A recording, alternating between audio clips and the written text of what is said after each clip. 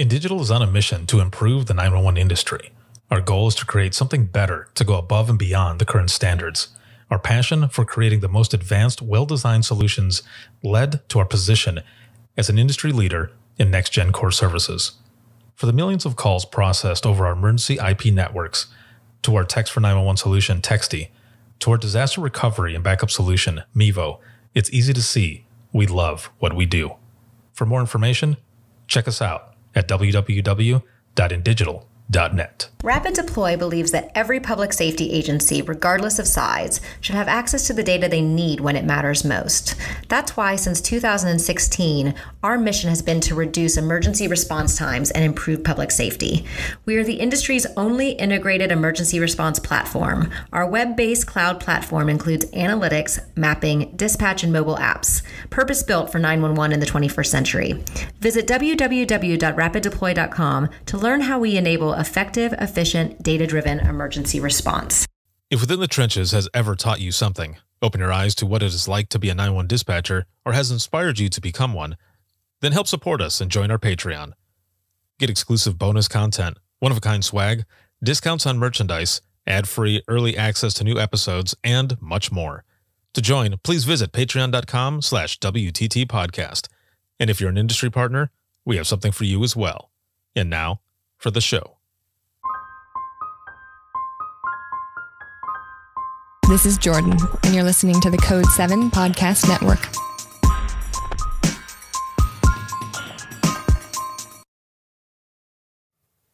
Warning. This episode contains the 3 A's of podcasting: adult content, adult language, and awesomeness. You've been warned.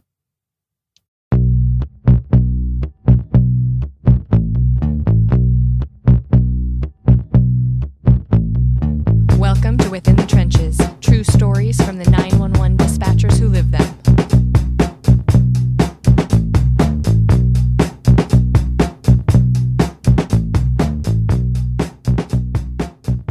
Hey, what's going on? This is Ricardo with the Code 7 Podcast Network, and this is going to be episode 336 of Within the Trenches, true stories from the 911 dispatchers who live them. This episode is sponsored by InDigital as well as Rapid Deploy, and this is day one. Holy hell. This is day one. It's July 27, 2020, and just a few days ago, I made my announcement that I went solo. I'm now doing the podcast full time. This is amazing. I am excited.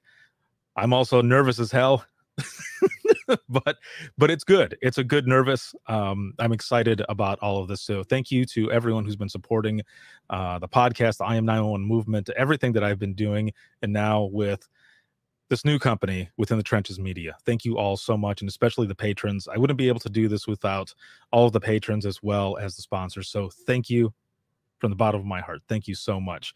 I am really excited about this episode, and we're about to get started. And my guest today is Ernie, and he's an officer out of San Antonio, Texas, and is also a subject himself as well as Joe. It's called Ernie and Joe, Crisis Cops, and it was a documentary that was on HBO. We're going to be getting into a lot of different topics here. So, again, I'm excited. And without further ado, here he is. Good morning. Hey, Ricardo. Congratulations, man. I'm excited to hear about your move. Thank you. Thank you. Yeah, it's been a long time coming, as we were kind of talking about in the beginning of this. The foundation, everything started 10 years ago as a college project, just sharing stories. Because, as as a police officer, the public doesn't know what goes on our side. And took it as a moment to educate the public on what dispatchers do.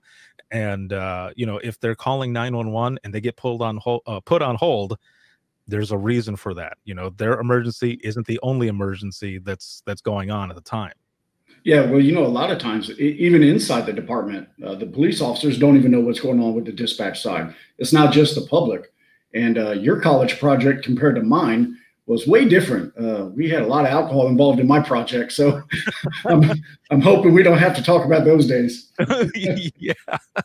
Oh man. Yeah. There was a lot that ended up going into it, but you're right though, because when this progressed from the project and went into the blog that I was writing, sharing my own stories, and then now the podcast. One of the deputies that I worked with, love the dude, and we're still really good friends. And he's a hard ass too.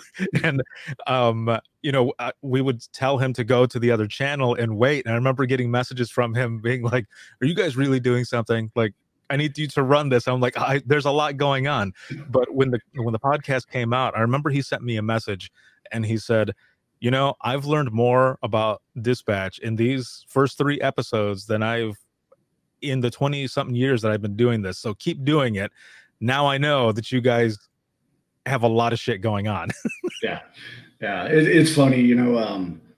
I had to learn the hard way about who's in charge really when it comes to the radio. And, in San Antonio, our general manual procedure says that when you get a call from a dispatcher, that's as if the chief is giving you the call himself. So it's not to be argued. It's not to be debated.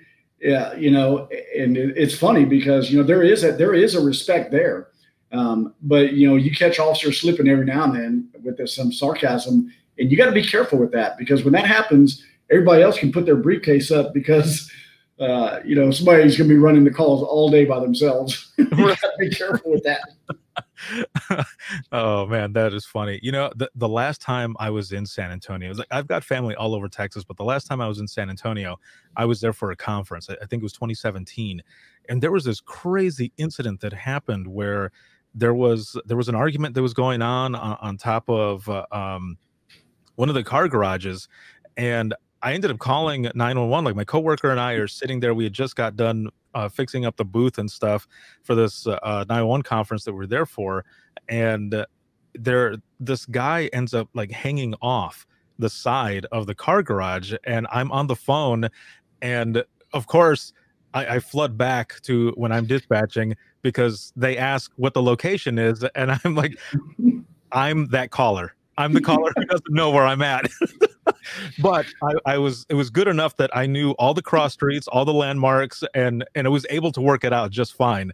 They didn't end up getting them. The interesting thing about San Antonio is, and if people don't know as well, there's a lot of officers on bikes. Yes. Which I didn't know. So we're right, excuse me, by the Riverwalk. So when we called, I said, I think there's some officers that are pulling up. The car left. The guy was intoxicated. He's in the bed of the truck, and the girl is driving. Was he part of the conference, is what I want to know. Right? I don't know. Maybe. Did he have a lanyard on? Yeah, exactly. I should have looked out for that one. Well, they're getting ready to leave, and as they're leaving, I see 3 officers on bikes go inside, and I thought, wait a minute. They're even at night. There's a lot of officers because it was nighttime. So there was 3 officers on bikes that were going in. And then the truck left, and they come around the corner where we're at, and the guy he's in fetal position, passed out in the back of the truck. And I get back on the line with them, and I told them where they were going, and they're like, "All right, we'll get somebody out there." So I don't know what happened after all, but that was an interesting thing in San Antonio, that there are a lot of officers on bikes. Yeah, so I'll dispel the rumor. We do not ride horses downtown, right? Even though it's Texas, we do have some carriage rides that go through there. But yeah, our bike patrol is an integral part of the police department. With a high foot volume of tourism, it's important that we're very visible out there. And it's one of the heaviest loaded units on the department. Is the bike patrol, and it's really sought after. Officers really work hard to try to get over there on that unit, except in June, July, and August when it's like 105 degrees down here. It's pretty miserable, but for the most part, it takes the right attitude, the right officer, the community service oriented mindset of working in that area, which also is kind of difficult because we do have a homeless population downtown in the area too. So they're having to deal with a lot of working parts in the downtown area. Yeah, and that is for sure being visible. And I'm walking around with like customers from the company that I was working for, clients and such, and it's, I think, June. It's like the middle of June, and it is scorching. But yeah, there's people all over the place, and the officers are visible, and it helps. There's if anybody needs help, they're right there. And I think I felt very secure and comfortable being around there. Sometimes you get into a city or a place that you don't know, and you automatically feel kind of uncomfortable a little bit. But being there, man, I felt like I was at home. Yeah, it's not only the San Antonio Police Department Bike Patrol, but our park police actually control the river level of the city. So anywhere traffic along the river level or shops, you'll get the park police that will respond to that. And they're also on bikes or on foot. So it's almost like a double amount of presence of police downtown. But you're right, it's not authoritative looking. Sometimes they're hanging out on the corner, just talking with each other or handing out stickers. It's very inviting. The town itself is very laid back. I've been doing a lot of traveling this past year, and to see the different cities and the different environments and cultures, it always feels good to come back home though, and I'm sure a lot of people can relate to that. Oh, for sure. I like I said, I definitely felt at home there. It was good. So you've got about 28 years in public safety now? 28 years in law enforcement. Yeah. Wow. That is amazing. Well, let's go back in time a little bit. How did you get started in public safety? Like, did you have family that was it? Do you come from a public safety family, or did you just kind of fall into it? No. So my parents and grandparents both owned restaurants here in San Antonio. And I think my first taste in law enforcement was in the 5th grade when I became a school patrol. Man, when they put that orange belt around me with that little shiny badge, and I got to hold a stop sign and cars would listen to what I was saying, it was incredible. I knew right there, right? I was destined for law enforcement. But all jokes aside, I've always had, it seemed like wherever I was working, whatever job I was at, there seemed to always be a police officer present for security. And I was always kind of just drawn to that individual, whether it was a male or female, talking to them about the job. Why did they choose it? Why did they get into it? Well, at the meantime, growing up through high school, I'm working at my parents' restaurant, thinking, well, this is going to be mine one day. They're setting me up to go to a business school and culinary school, me and my brother. And they were working 7 days a week. They never took a day off. And I'm like, man, I don't want this life. Like, I get it. They provided for us and I love them dearly, but it's just not me. And in high school, I had an incredible law enforcement teacher. We had a class there, and he was retired San Antonio detective. And man, the stories he would tell us were incredible. He made the job sound fun. He left out all the part about the paperwork. He never mentioned about internal affairs. I mean, he left all the good stuff out, right? So I ended up going to college at Southwest Texas State University for a semester. And, I'm taking law enforcement, and situations happened where I had to come back home. My mom got sick. She got cancer. So I came back, went back to business school, culinary school, thinking, well, I'm going to have to help out because she passed away while her and my dad still owned a restaurant. And, so I knew I had to step up and fill that gap. And I did for a while. The restaurant they owned was actually at a large chain Best Western hotel. And it was one of the higher end ones, if you can imagine that, right? And during that time, the owners sold the hotel, and we could see that a change was coming. My brother ended up staying there. My dad ended up retiring. At that moment, I ended up joining the San Antonio College police course that they had. It was like 6 months long, and it was part of the regional law enforcement academy. And I went there for 6 months, graduated, and started putting out applications in small departments because I couldn't get on with San Antonio. They had their own police academy.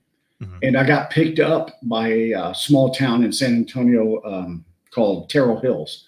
And I was there for almost 3 years, and we kept losing officers. It was a high rotation, and they kept going to the city. And I'm like, man, what's going on? They're like, dude, the pay, you got to get out of here. The benefits, what are you doing? You're young, get out of here. Because I remember when I started, they hired me 2 days before my 21st birthday. and I couldn't even carry a gun. The chief held on to my gun in his top right drawer until my birthday. And then I got to go to his office and he handed me the gun I had purchased to use while I was in the academy. So I got started very young. And after about 3 years, I made that transition and came to San Antonio. Man. So it's awesome because you have that, that kind of that bug, that bites you as a kid. And it gives me goosebumps because when I was in 5th grade, I did the same thing. It's that damn stop sign, right? Yeah. Oh man. That's funny because until you mentioned that, I completely forgot, like not even thought about the fact that I ended up getting that as well. I can see myself standing there at the crosswalk, having kids come over and stopping traffic and stuff. That is craziness. But so you start out with that, and you go through some changes and everything, and then you get to what it is that you really wanted to do. How is that? The difference working in in food, in retail, not in retail, but in restaurant and stuff, and then switching over to law enforcement. I mean, what was that like for you in the beginning then? Actually, it came fairly easy for me because in the food service, it's all customer oriented, right? It's all about customer service. Well, I learned very quickly, so is law enforcement. Right. I grew up watching Cops, but that really wasn't my recruiting video to join the police department. It had nothing to do with that. I was just always drawn towards law enforcement. And I learned very quickly the town that hired me was a very rich town. Very popular Hollywood actors and actresses lived there. NBA players lived in this small town. So there was a lot of influence in that town. So I had to really up my game when it came to customer service because they expected very important the details mattered in everything. So that really helped set me up, throughout my career is I knew the importance of customer service, and that has to translate to every citizen encounter that you have as an officer. And if you don't learn that early in life, you're going to have some bumps along the way, right? And you're going to be counseled and you're going to have to be talked to about rudeness, about just how to talk to people. And that just transitioned over my career and led me to where I am now. I'm kind of like you in that same sense where early on, I mean, my parents, they were big on respect and discipline and just hard work and everything in general. But the couple jobs that I had before I went into dispatching was retail management. And there's a lot of customer service that goes into that as well. And I think that also helped prepare when taking calls, especially from people who just didn't like me. I say that in the sense of I wasn't giving them what they wanted over the phone as fast as they wanted, or they were just, when people call into 911, they're not calling because they're having a good day. And, sometimes the people are difficult to deal with, but the training in retail, being face to face with people who are also having a shit day or something, trained for that as well. Yeah. And for us, we rely so much on body language and facial expressions. And, in San Antonio, our dispatch is kind of split. You have your call takers that actually take the call, type the call, send it to the dispatcher, who then dispatches the officer. So there's a little bit of a lag, and sometimes information is lost in between that. So we rely a lot on the information that we're getting from the very first person that picks up that phone. Because they live their lives through radio, and it's important that we're all on the same page. And I respect our dispatchers on call takers. I'm here today to do this interview because of call takers and dispatchers. I should be dead several times over if it wasn't for their professionalism, expertise, and caring. They care so much for the officers out there. And I don't know if the officers really understand that, how much invested they really are with the officers, even though they may have never met. I teach call takers and dispatchers, and I ask them, what draws you into this? And I get the same responses. I just want to give back. I want to do my part. I want to help out. And they're invested just like we are in the community. Right. And one of the things that I don't know if a lot of people know this, but one of the things, like we used to do this in dispatch all the time, when something is going down on the radio, and if someone is hurt or injured or whatever, we don't know who it is right away. We're listening to the voices, and because we know everyone's voice so well, and then the one voice that we don't hear, that's how we narrow down who it is that is in trouble.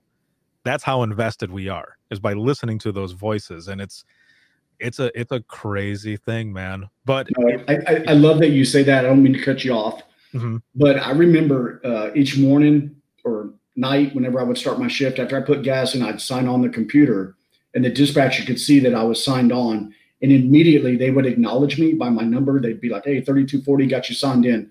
Have a safe night." When I heard that voice of one particular dispatcher that was my regular, Ricardo, I knew for a fact I was going home the next morning. I knew for a fact. It wasn't even a doubt in my mind that this guy been around a long time and was going to know where everybody was at every second of every shift. And that is, man, let me tell you, that takes a lot of stress off you compared to when you're like, "Hey, I got a trainee on the channel tonight." I'm like, "Oh, damn. Why tonight, man? Why not my day off?" I get it. Oh no, I know exactly what you mean. We would have, well, we would have, the officers would have fun with us sometimes when we would have a trainee on the radio, and we would tell them we got a trainee on the radio. And I remember one time they would say, they would call up, or they would key up rather, and say, radio, I'll be 10-8. And then the person on radio is not answering because we would always hear Central. And I would look over at them and they'd say, "Are they talking to me?" I was like, "Radio." Right. They would keep calling radio. And I'd say, "You're on the radio, right?" They're like, "Yeah, but I thought we were Central." I'm like, they're messing with you. Yes, you're radio. So answer. Like, this is your baptism into this. Oh, it works both ways. We had a park here called Travis Park, and our dispatcher would send us, if you were brand new, you got the call, "Hey, go out to Travis Park. There's a man with a gun out there." We're like, "Oh, okay." Well, it's a statue of William Travis holding a gun out there in the middle of the park. You got officers, "I don't see anything out here," and it was ridiculous, all the crap that we would pull on each other, but it made for fun nights. That is funny. So going back to you in the beginning, what was kind of like the hiring process and training? Because there's definitely some differences between law enforcement and dispatch. I actually, not a lot of people know this, but I ended up going out for Florida State Highway Patrol at one time when I first started dispatching in Florida. And our records clerk, her husband was a trooper, and he said, "You should go and try it out. I think you'd be good at it." I was like, "Okay." So I went for the physical. And I had been training and stuff all up until that time.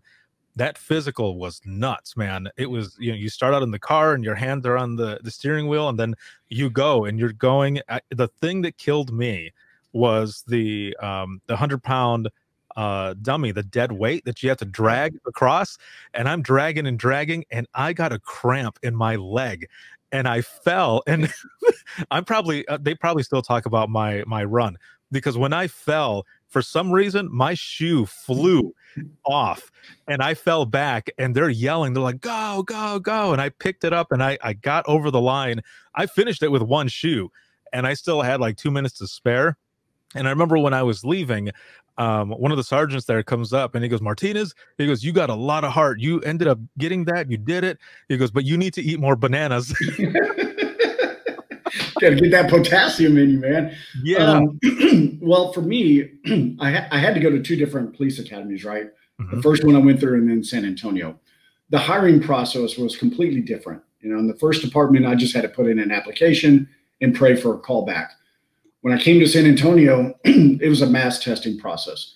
There were like 3,500 people that would show up at the convention center, and we would take a test. At the end of the test, if they called your name, you went to one group. If they didn't, you went out the door. And then after that, if you were military, they gave you 5 extra points. So if you were on the lower end, a civilian, excuse me one second. If you were on the lower end and you didn't get those 5 points, then you were out the door. Well, luckily I had scored high enough to get in, just to get my foot in the door. And then, I started talking to friends who were in the department. They're like, man, you got to have to do your face-to-face evaluation. You're going to have to run. You're going to have to take a drug test. You're going to have to take a polygraph. And I'm like, okay, that's fine. Until we got to the physical part of it. They said, that physical, that doctor, man, when he puts that glove on his hand, I'm like, oh no, man. Like, what? We got to do that?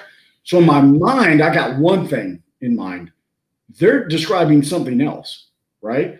So I go into this doctor, right? This is the last thing I got to do. And he's like, okay, go ahead and drop your pants for your physical. Man, I swear, true story. I can't believe I'm even going to say this. I dropped my pants. I bent over. And he goes, what are you doing? And I'm like, I don't know. He goes, no, turn around. I just need you to cough. I'm like, thank God. Right. I didn't know what was about to happen. I knew I was going to be violated in some way.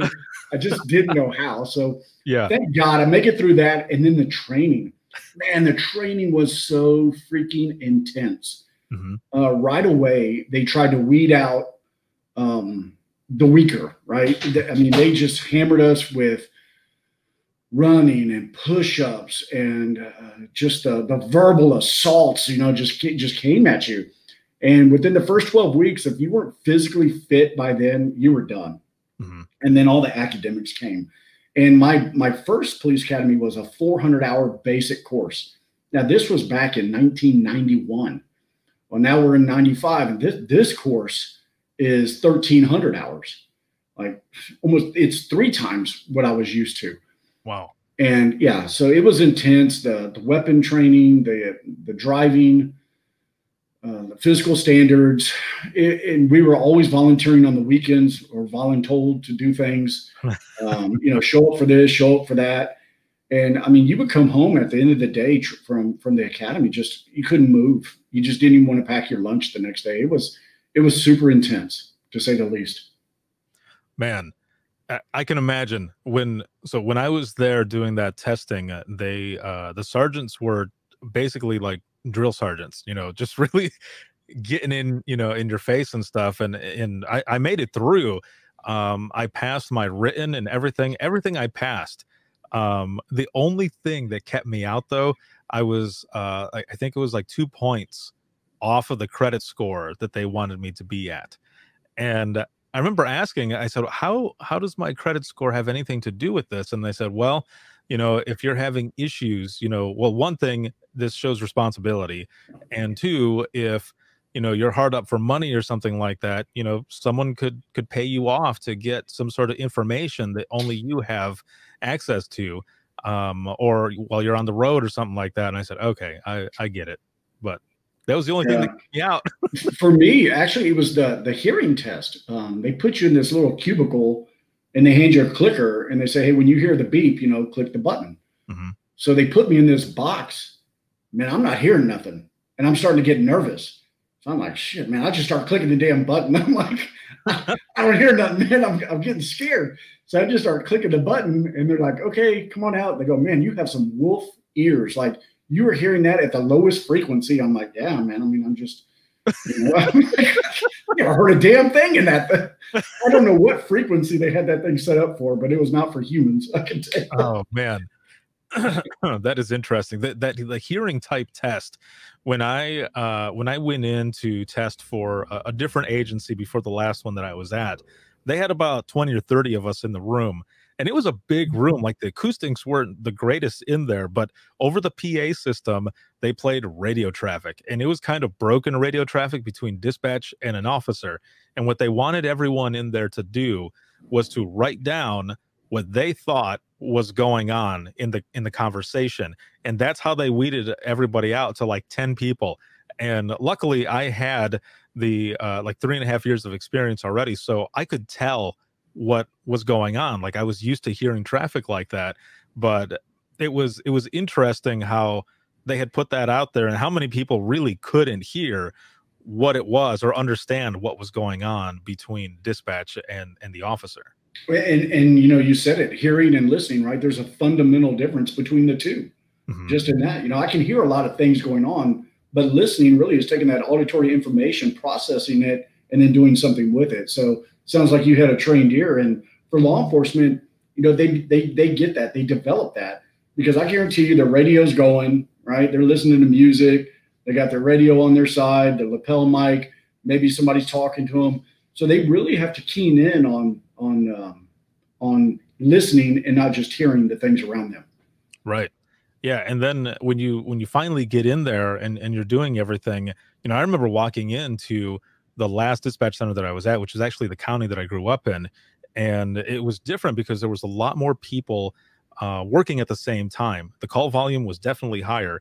I was still doing pretty much everything at one console. You know, we had call takers on one side and then dispatch on the other, as well as NCIC and everything for license plates and such. But I remember seeing everyone, call takers, doing everything at once, answering the radio, talking on the phone, typing in, yelling something over, listening to the entire room, and eating at the same time. And I thought, shit, am I going to be able to do this? Yeah. If it's Taco Tuesday, anything is possible, I guess.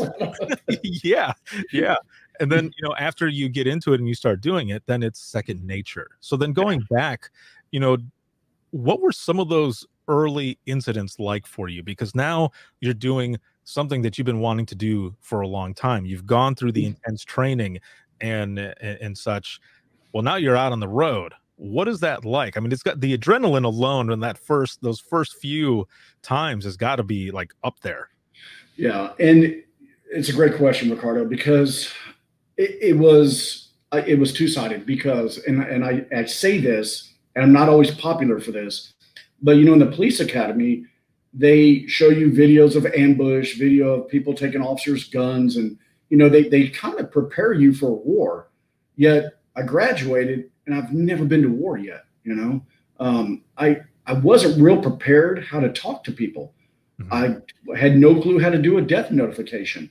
So, but I knew how to use my gun. I knew how to use my ass baton.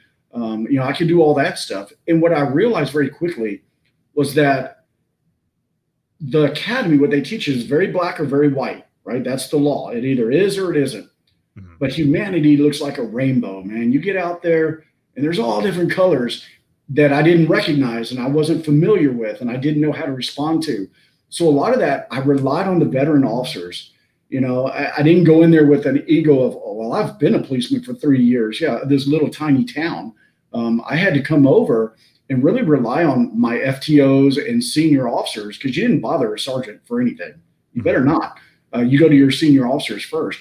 And I watched them, man, and I just observed and I listened to what they would say and how they would say it and when they would raise their voice. And it was just really, I had to relearn everything that I got taught in the academy, but learn how to apply it in real life situations so I wouldn't get myself hurt or somebody in the community didn't get hurt. And that is I'm still learning this today. 28 years later, I'm still learning. So it's a never ending process. Yeah, it's definitely building up that that emotional intelligence, you know, reading the room, trying to figure out that entire piece. That was one of the things that you know, that I tell people a lot. You know, you gotta read the room. That's the best way, and of course be human. Now, so like you were saying, and this is interesting because you're saying you understand how to use you know, your gun. You've got all of basically your survival tactics and such down packed. But one of the things was communication. Now, was there a point where when you were already out on the road and everything that you guys started taking maybe classes, you know, not just learning from your senior officers, but were there classes as well that you were like, man, I want to learn more communication wise to help the public as well as, you know, myself? Yeah. So Ricardo, it wasn't until I was 15 years into my career, and I was always usually attached to a specialized unit. As soon as I got done with patrol, within my first 5 years, I jumped into a DWI task force. From there, I went to a tactical response unit, which was attached to gang and SWAT. Everything was very high speed, right? Everything was just go, go, go. And then in my 15-year mark, I got signed up off duty when I was off to go to a crisis intervention training course, which I didn't even know what that was. I'd never heard of it. It was brand new down here.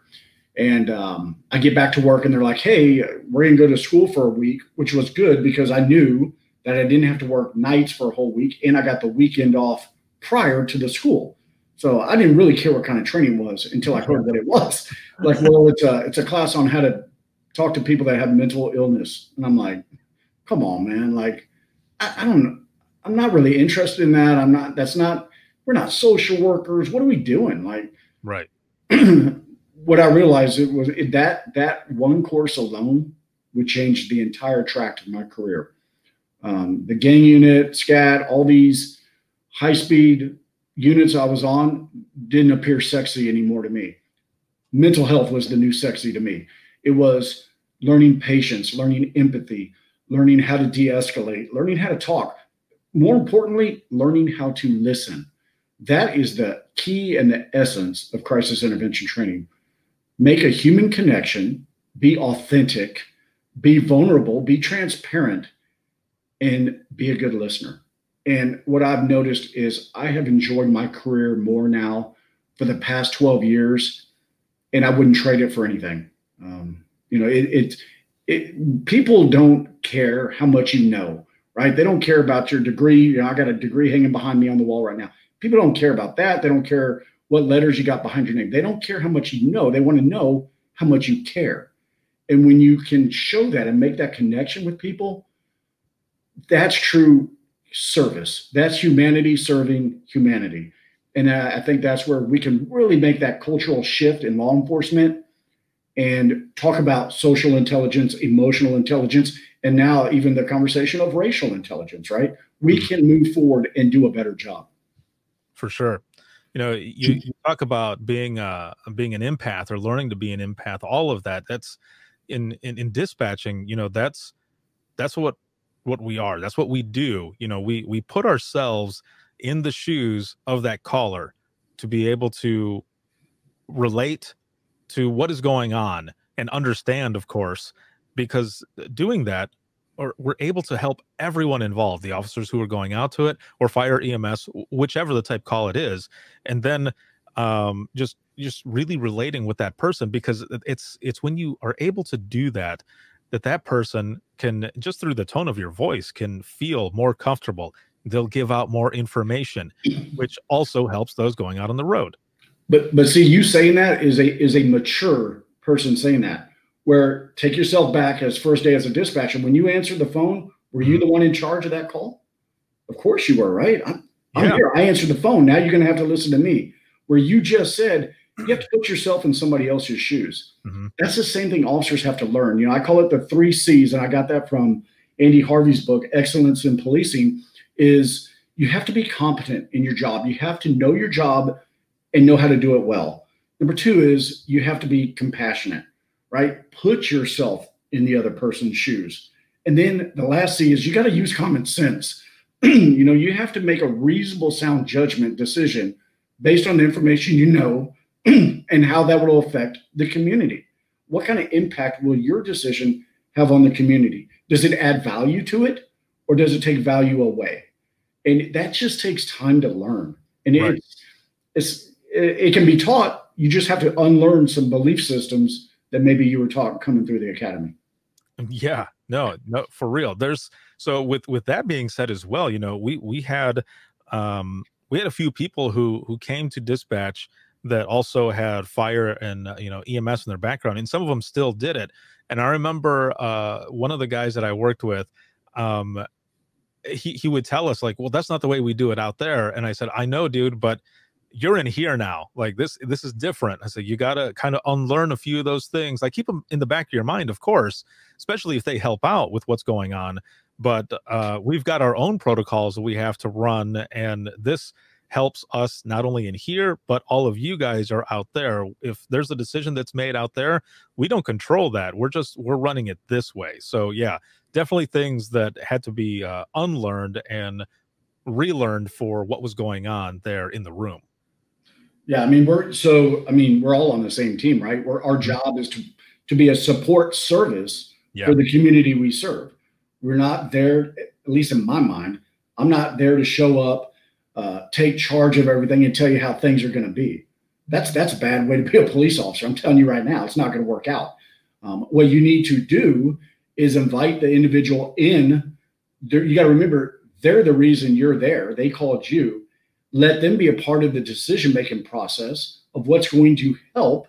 And as long as it's reasonable and you can accommodate that, it should be done. You know, for me in the mental health unit, I ask people, look, it's obvious you need to get some treatment today. And you would agree with that. Mm-hmm. Where do you want to go?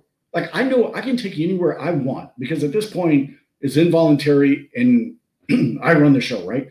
Or I can say, where have you been in the past that they treated you good? You liked the food, whatever the hook was. And as long as they got a bed available, man, I don't care how far I got to drive. I'll take you, because I know a couple of things. One, we may have to interact again in the future. Or two, I need to change their perception, because in America, it's pretty safe to say that if you're living in America with a mental health diagnosis, there's a good chance you've been mistreated by the police.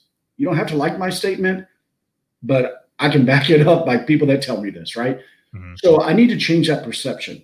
Look, I'm not here to treat you bad. I'm not here to look down upon you or judge you. I'm here merely to assist you in getting the treatment that you can benefit from, and then you can move forward with a better quality of life, right? Right. No, it's exactly. And looking back, you know, with everything that you're doing now, and you mentioned how that first training really set the course for what you were doing. You know, like you were saying, those high priority calls was not the sexiness anymore. It was mental health and wellness, you know, being that mental health advocate.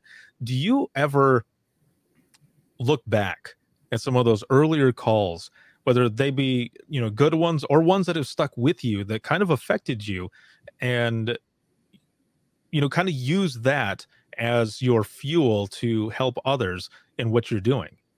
Yeah, so it wasn't really particularly a call. It actually happened at the training when I went to it in 2003.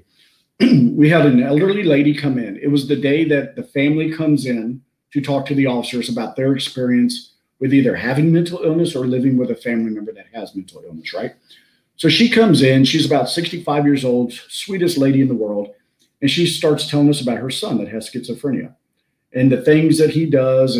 And you just feel for her, because you're like, man, you're in your years where you should be enjoying retirement and life. And she is so caught up in his illness that she makes this statement. She goes, you know, officers, I know one day one of y'all might have to respond to my house, and my son is going to scare you because you're not going to understand his behaviors. And there's a chance that you might shoot and kill my son. And I just want you to know that if that happens, it's okay, because I'm not going to blame you. You have a family to go home to, and I want you to be safe as well. Man, and when she said that, Ricardo, it broke me, because here's a total stranger telling a group of officers, I'm resolved to the fact that you might have to come shoot my son, and I guess it's okay because I don't know what else to do about it. Mm-hmm. And it was her one statement that really fueled my fire to get a mental health unit started in San Antonio. You know, and it just took joining community organizations like the National Alliance for Mental Illness, becoming a board member, just saturating myself in the world of mental illness and mental health and support and advocacy, and trying to learn as much as I could to present that proposal, you know, to the city, and saying, hey, we're the 7th largest city in the United States. Why don't we have a mental health unit? Why aren't we providing better services? And, you know, it took time. It took time. But, you know, I look back now, 12 years after that, and we started with 2 officers, and now we have 13 officers and 3 clinicians on our team. So we've come a long way, you know. That's amazing, man. What was in that process, you know, what all did you have to bring up? What I mean is, you know, there's this stigma, you know, that is still around here, where, you know, and I'm guilty of it as well when I was dispatching in the beginning. Now, I mean, as I grew up a little more, well, from a baby dispatcher to a senior dispatcher and all, I hid my calls, man. Like, I didn't talk about them. I was one of those who would bury them, and because I didn't want to look weak. Now I'm like, screw that. Like, it's okay to not be okay. You are actually the strong one for having the courage to share, you know. But in that process of getting this team built and everything, was there a lot, you know, of eyes you had to open by sharing all this stuff? 'Cause I can only imagine that a lot of them were probably like, well, I didn't even know anything like that was going on. Yeah. So the first set of eyes that had to be open were mine, because I thought I knew really what was going on with mental health. And, I thought, okay, we're going to put this together and we're going to make this work. And within the first 3 weeks, we got called in and said, hey, I need you to go over to this officer's house. He just called in, left his wife, found a note on the mirror, says that if he doesn't get up and go to bed today, he might as well just kill himself. And I was like, well, hold on. I'm prepared to help the community. Nobody taught me how to help us. Like, I don't know how to do that. But I knew the officer and I'd worked with him for years. So I'm like, well, I got that going for me. But this is going to be very uncomfortable. So, go knock on his door, and he answers the door, and I'm talking with him. I'm like, man, are you okay? And he's like, no, I'm not. I'm not okay. I'm like, okay, well, your wife called. She was a little concerned. And the hardest question was, are you thinking about suicide and stuff? I'm trying to hem-haw around it with, well, you don't want to hurt yourself, do you? There's ways you just got to ask the question. And in this particular case, you have to be direct. And Right. he said, yeah, I'm going to shoot myself, man, if my life doesn't get better. And man, my eyes were opened. I was like, okay, let's get some help. Like, I don't know what this is going to look like, but we're going to figure this out together. And, it was like, Ricardo, you're very familiar with the sound of an E-tone going off, right? When that officer punches that button, let's send this guy some help, or this girl some help. Well, this officer was punching his emotional E-tone, and nobody was hearing it. And thank God his wife said something, and we got out there, because, I told him, just like any other officer that presses their emergency tone, I'm not leaving you until I know you're safe. Right. And, we stayed with this guy in services for years and years, and he got better, and he was able to retire and and live a productive life. But, I had no idea how much hurt was going on within the department. And even, I'll take it a step further, within dispatch, when the word got out that we were training officers and we were inviting dispatch and call takers, we were getting calls from them. Hey, I'm on my break right now. Is there any chance you can swing by? I need to talk to you about a call I just handled, or one that I handled months ago that won't go away. So what we thought was going to be just two of us going out in the community, really, we were inundated with things going on within the department. Wow. And yeah, it goes all over, every discipline. I as well, sharing those stories. I think what helped me was there were a few times that I had sergeants come in and ask me if I was all right. And I said, I just want to know what happened. That's what I need, is closure, because in dispatch, we don't get that shit. Unless we have time to call, which a lot of times we don't. We don't find out what's going on. And, I had a call where an infant had passed away, but they had called a detective out there, and I didn't know why. So then I started, in my head, just creating all of these different things that was going on. And I remember EMS called up for their numbers, and they said, were you the one who took that call? And I said, yeah. And they said, you did great. You did everything you could. When we got there, they were doing textbook CPR, and that helped as well. But man, I just wanted to know what exactly happened because of how it went down. And then the sergeant came up and he told me everything. And he goes, do you want to see anybody else? And I said, no, I'm actually way better now. And that was one where I felt great afterwards. And when I say great, I just mean because I got that closure. Right. But there were other calls that I had taken where I was like, damn, this is something else. One of them, the only thing that helped was me talking to my own brother. This was a suicide call where a brother was very upset and all, and kept saying that he wanted to kill himself. And his brother brought him a gun and that was loaded and said, if you're going to do it, go ahead and do it. Thinking that he would think, oh, this is a dumb idea. But no, he ended up doing it. And I'm listening to, the caller and the one brother that was still alive screaming in the background. And I'm putting myself in those shoes like, shit, what if this was my brother and I? So when I got off the phone and, hours later, I'm going home and it's like 5 a.m. I called my brother And as soon as he answered, I said, "I love you." And well, of course, he told me to shut the hell up because I'm calling him at 5 in the morning and he doesn't know what's going on. But I said, "No, man, seriously, I love you." And he goes, "What happened?" And I told him about the call, and he's like, "Well, I love you too, dude."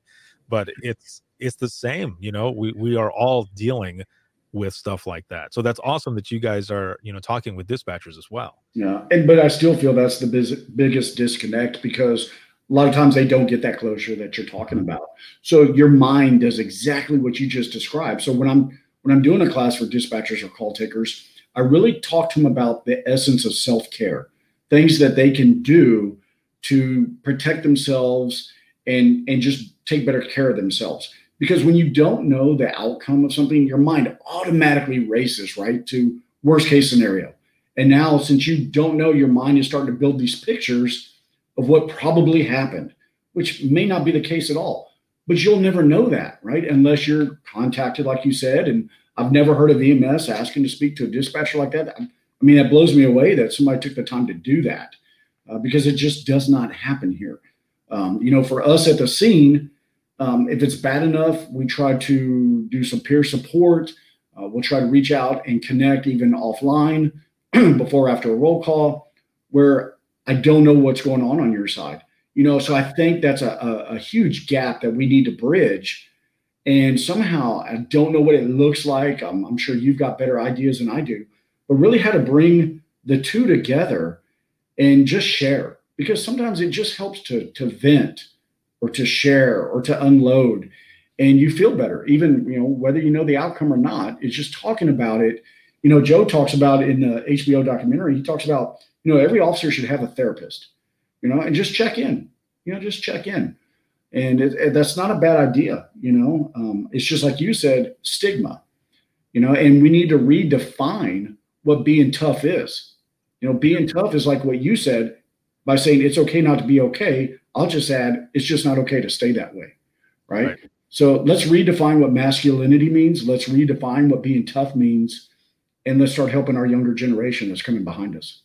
Yeah, exactly. Now, in 2016, the two of the big 911 organizations were trying to get this reclassification done for dispatchers to be added into the protective class under, with the rest of the first responders, because, currently they're under the clerical class for administrative work. And so a way to raise awareness was I ended up starting the I Am 911 movement, and I shared just a glimpse into one of the calls that I had taken, and it was a meme, and it was over. It was nighttime. It was a full moon, because we all know full moons have all the craziness that comes out. But what I added on there was, I heard your last breath the night you flipped your four-wheeler, and then hashtagged it with I Am 911. And I wanted other dispatchers to do the same thing. Well, not only did it bring awareness to that reclassification issue, but it quickly turned into peer support, where it ended up spawning a session that I do called Imagine Listening, where I give dispatchers the chance to share their own I Am 911 story. And it's only for 30 minutes, but the last half of that session is called Open Mic, where we share funny stories. So we start out telling emotionally intense stories, but then we end with funny stories. And man, I can't even explain the feeling of being in a room of almost 200 people, and they're just sharing these stories, emotional, powerful stories. And then at the end, to be able to laugh it off and just feel so much better, because we're healing and gaining some sort of closure by doing all of that. The amount of stories that were shared on Facebook, the reactions and sharing and everything back in 2016, and we're still sharing stories every day, was like 40 million. And that was just on Facebook. And people were learning about dispatch and what it's like to take a call, that they're not just answering the call, that they're actually living it with their caller. Yeah, I think reclassification is a home run, because, and I'll give you an example of what we had happen here. We had a dispatcher on the radio. Her husband's working out in the field. He gets dispatched to a robbery. She dispatches him. She's working the same channel. Big gunfight breaks out. He's being shot at with an AK-47. He returns fire, puts rounds on. And you're thinking, man, this is just, I couldn't imagine being the wife, having to listen to her husband screaming, asking for help. He survives that incident. Almost 1 year later to the date, She's dispatching again. He's up on the highway running radar. Drunk driver hits him from behind at over 100 miles an hour. I'm on that channel, and we're listening to him. He is screaming because the car's on fire. He didn't make it out. So we heard him. It was the most gut-wrenching sounds I've ever heard in my life. And they had to pull his wife off the radio as quick as they could and replace her because she's hearing what we're hearing. Right. And I don't need any other examples of why we shouldn't reclassify other than that one right there. That was horrific what happened that night. It was almost like, this can't be the same officer with his wife on the radio at the same time. Like, how in the world? I got nothing, man. It was bad. Right. Yeah. Now with something like that, is that also a moment where, where you and your team end up coming in to assist? We will. Also, we have a very good, it's called the 100 Club in San Antonio. So it's an organization that helps all first responders within Bexar County, firefighters, police, sheriff, and they have a huge outreach to the families of any first responder that's been killed in the line of duty. We have a very good family assistance team, but they will come in, do connection. I still get on a Zoom conference once a month with a lot of the survivors. They will just get on and they just network. They just talk. Hey, how have you been? What have you been up to? The 100 Club, sends them on vacations. They send them to conferences. So there is outreach here, not just our unit, not just family assistance, even outside the department. So, they're not forgotten about. And I think that's the most important thing is, it's like the memorial in Washington. It's not how they lived their lives that made them heroes, but how they lost it. Right. And, we just always try to remember our first responders. And for those dispatchers that are on the radio, when an officer goes down, I know it sticks with you. I know it does. And I know you question yourself. Could I have done something? What else could I have done? Because I sit in church next to my dispatcher that retired, and he lost 2 officers on the radio, and to this day, he just still questions himself, and it's just heartbreaking. I mean, the man's in his 70s now and just can't let it go. And I'm like, man, dude, I know you. I guarantee you did everything you could because you got me home for 25 years. You got me home. You did everything you could. So I can't even imagine what it's like on the other end. It's definitely, something else. I worked twice on the radio when I heard shots fired. One of those was shots fired, officer hit. And you can't see my arm, but I've got goosebumps right now thinking about it. The officers made it okay. Everything ended up coming out fine. But it was something else. Like that ends up happening. We call for emergency traffic and, regular traffic to go to a different channel, and I'm just working it. And you get into that zone. I've got all these officers going out there to help, and I'm marking every single one, repeating traffic and all. And then it's just silent. And we're just waiting for something to happen. Now, this was close to the end of the shift, and I didn't want to leave. And they're coming in to relieve us. And I'm telling them what's going on, and they're like, you can go now. I'm like, the call's not done yet, man. And they're like, just go. And I finally did go. And I don't know how, I think I only had a couple hours of sleep after working a 12-hour shift. But when I woke up, I immediately went for the news and saw how SWAT was coming in. They had video of all of this stuff that was going on. But just to find out that the officer was okay and that everyone else ended up making out okay, that weight was gone.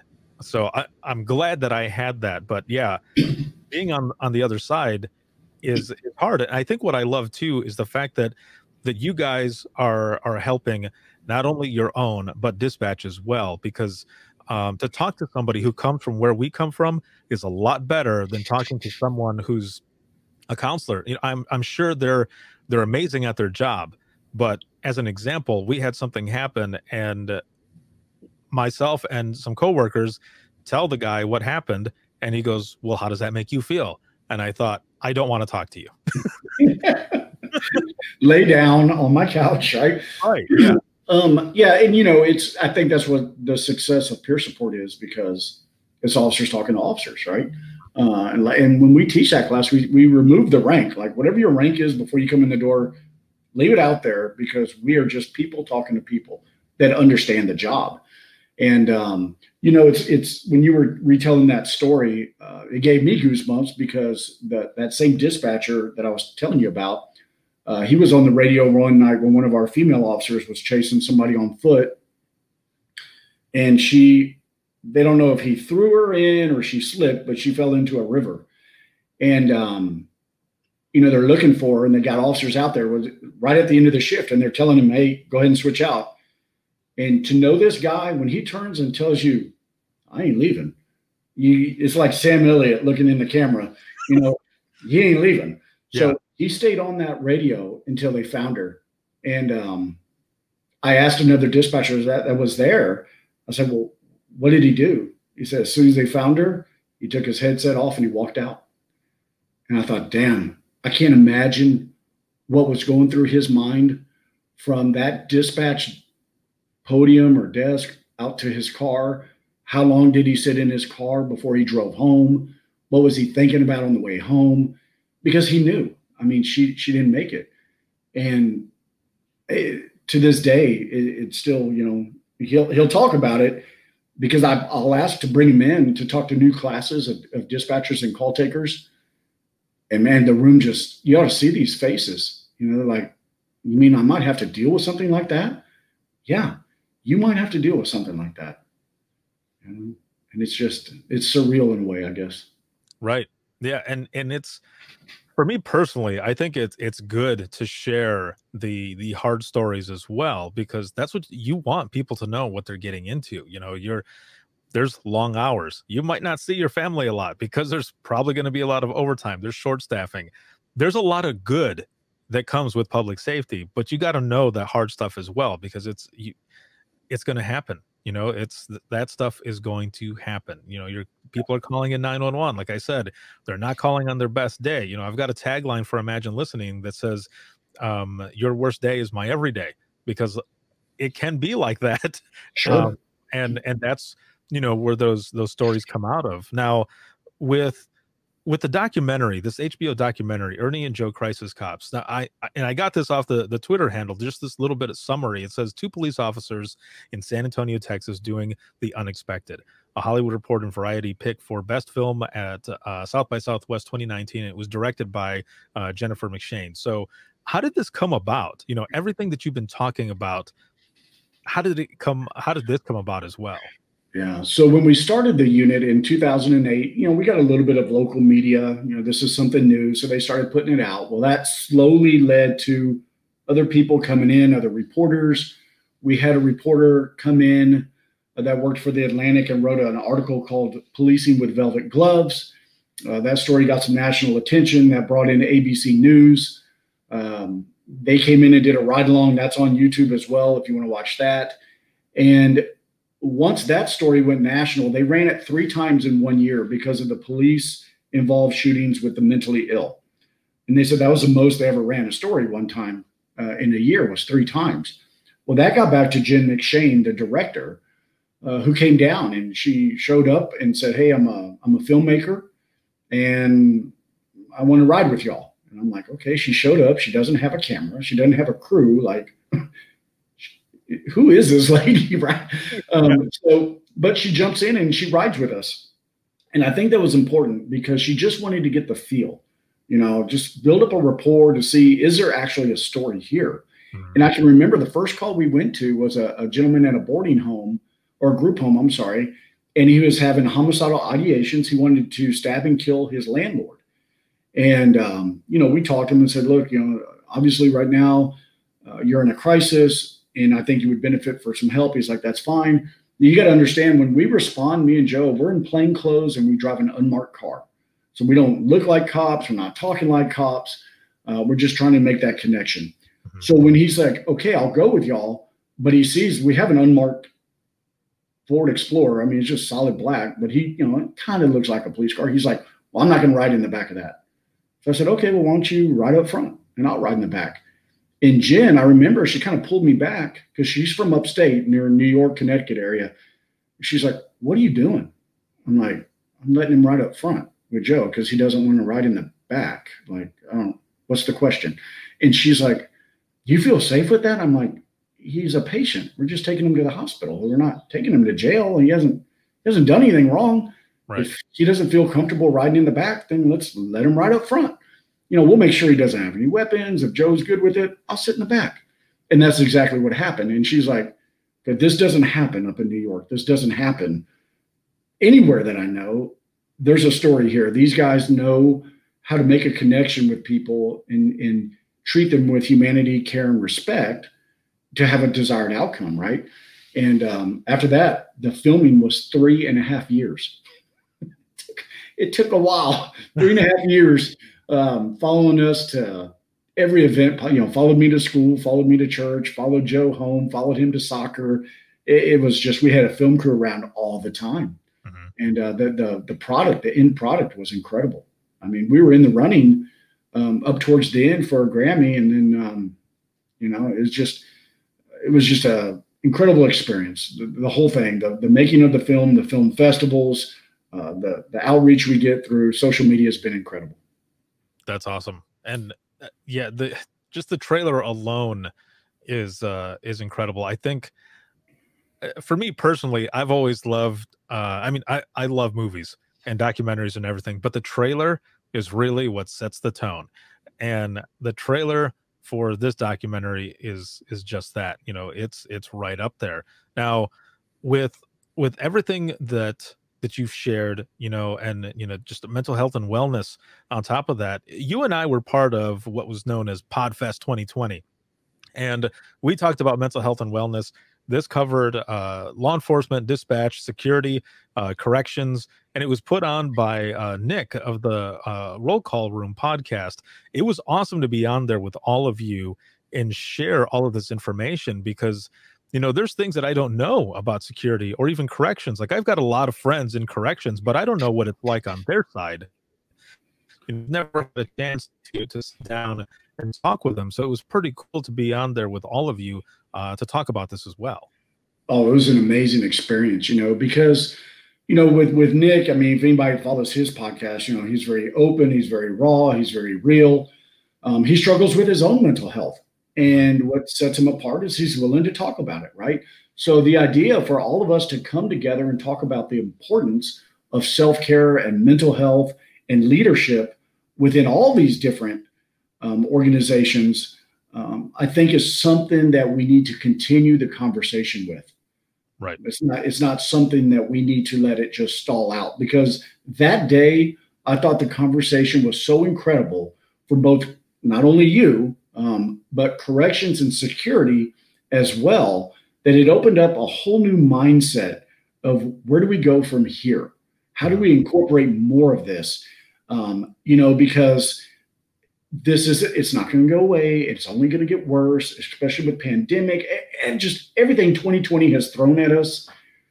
God, I hope that's the end of it, but it did open up this opportunity for this conversation. Right.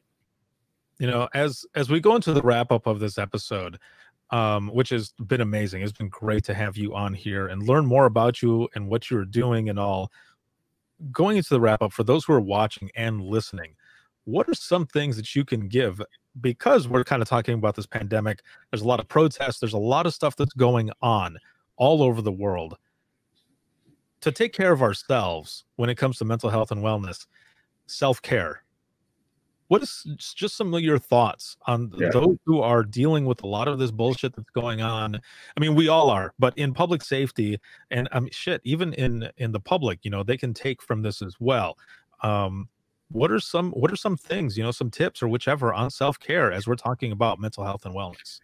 Yeah. So everybody likes acronyms, right? Acronyms are sexy. So here's one for you. Okay. It's GEBY, GEBY,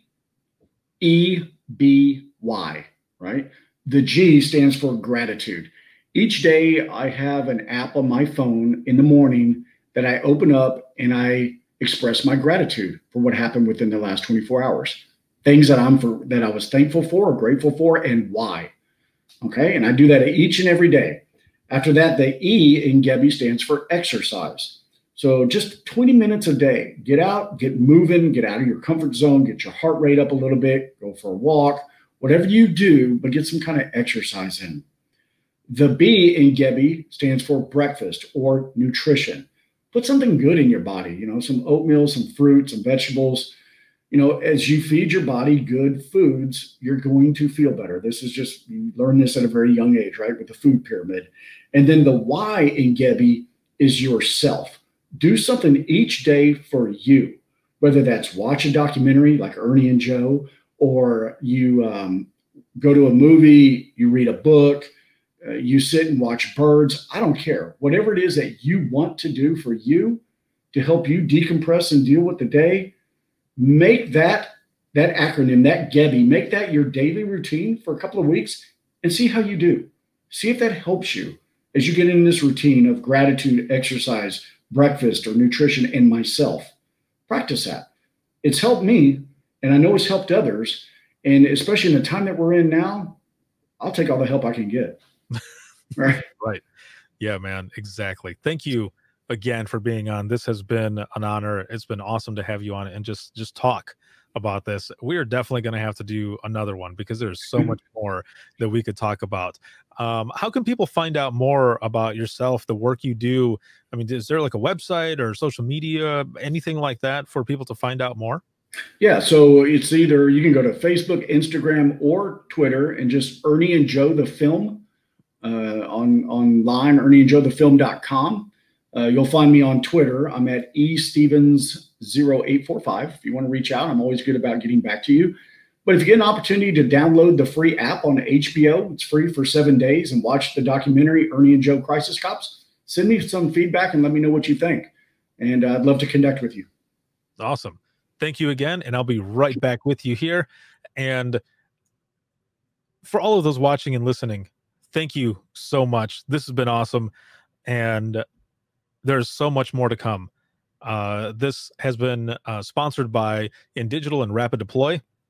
And if you have any comments, questions, or you want to be a guest on the show, you can email us, and that'll be wttpodcast@gmail.com. Again, that is wttpodcast@gmail.com. You can follow us on Twitter. That is @91podcast. You can like us on Facebook. That is facebook.com/Within the Trenches podcast. This show will always be free, but if you're looking for bonus episodes, early access, ad-free episodes, you can head over to patreon.com/WTT podcast and check us out there. You can also get swag, t-shirts, and discounts to the store. Again, this episode has been sponsored by InDigital and Rapid Deploy, and this is day one of Within the Trenches Media, and it has already been amazing. Thank you all for the support. And for the audio portion of this, you can hear it 24/7 on Apple Podcasts, iHeartRadio, Spotify, your favorite podcasting app, and withinthetrenches.net. Have a good one, everyone.